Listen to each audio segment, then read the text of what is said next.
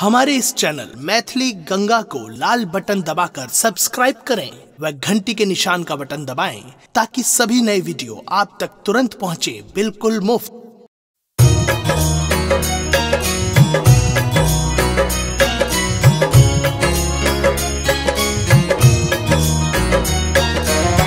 अपने सुन रही थी गंगा कैसेट की प्रस्तुति।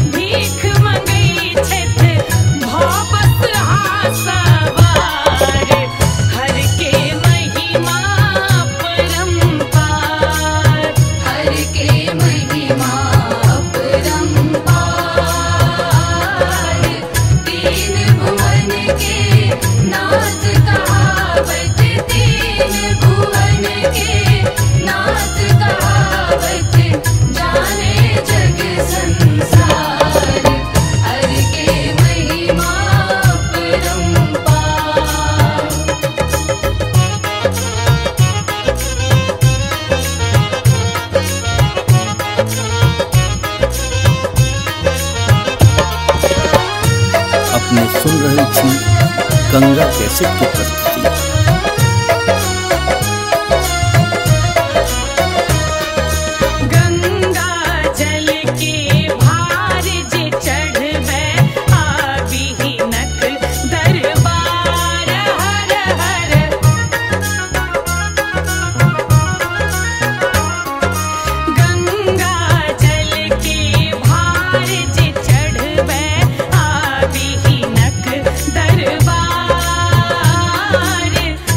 चक्रे पर धारै छथि शंकर, चक्रे पर धारै छथि शंकर, भरत तकर भंडार, हर के महिमा परम्पार, हर के महिमा परम्पार, तीन भुवन के नाथ कहावत, तीन भुवन के नाथ कहावत, जाने जग संसार, हर के महिमा परम्पार। हमारे इस चैनल मैथिली गंगा को लाल बटन दबाकर सब्सक्राइब करें व घंटी के निशान का बटन दबाएं ताकि सभी नए वीडियो आप तक तुरंत पहुंचे बिल्कुल मुफ्त।